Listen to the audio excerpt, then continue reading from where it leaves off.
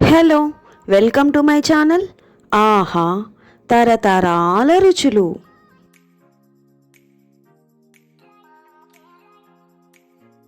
ఈ వీడియోలో దొండకాయ పచ్చడి ముక్కలు ఎలా తయారు చేసుకోవాలో చూపించబోతున్నాను. దొండకాయలు పావు కేజీ, 8 వెల్లుల్లి రెబ్బలు, 1 టేబుల్ స్పూన్ చింతపండు గుజ్జు, తగినంత ఉప్పు, 1 టేబుల్ స్పూన్ కారము, కొద్దిగా పసుపు, 4 టేబుల్ స్పూన్స్ నూనె, 1 టీ స్పూన్ జీలకర్ర, హాఫ్ టీ స్పూన్ ఆవాలు, ఎండుమిరపకాయ, కొద్దిగా ఇంగువ, కొద్దిగా కరివేపాకు. ముందుగా పావు కేజీ దొండకాయల్ని శుభ్రం చేసుకొని ఎడ్జెస్ కట్ చేసుకొని వీడియోలో చూపిస్తున్న విధంగా ఇలా చిన్న ముక్కలుగా కట్ చేసుకోవాలి.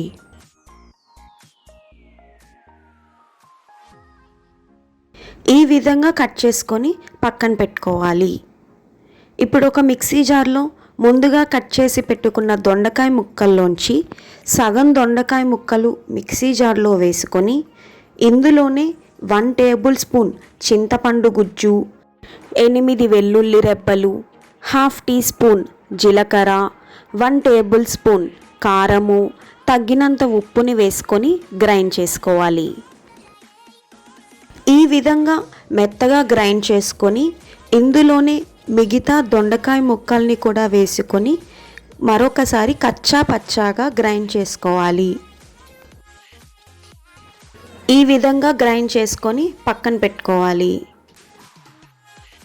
ఇప్పుడు ఒక ప్యాన్లో 4 టేబుల్ స్పూన్స్ ఆయిల్ పోసుకొని ఆయిల్ హీట్ అయిన తర్వాత హాఫ్ టీ స్పూన్ జీలకర్ర, హాఫ్ టీ స్పూన్ ఆవాలు, ఒక ఎండుమిరపకాయ, కొద్దిగా కరివేపాకు, కొద్దిగా ఇంగువ, కొద్దిగా పసుపుని వేసుకొని వేయించుకోవాలి.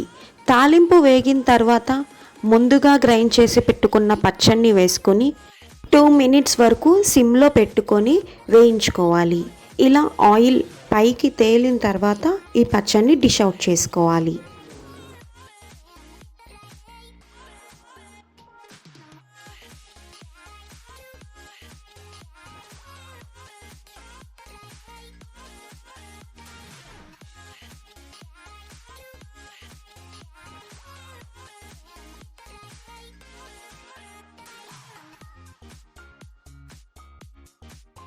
ఈ పచ్చడి రైస్లోకి, దోశల్లోకి, రోటీలోకి చాలా బాగుంటుంది.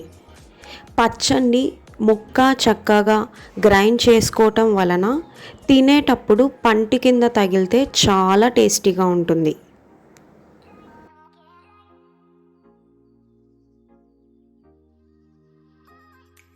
Thank you for watching. ఈ వీడియో కనుక మీకు నచ్చినట్లయితే please like, share and subscribe to my channel.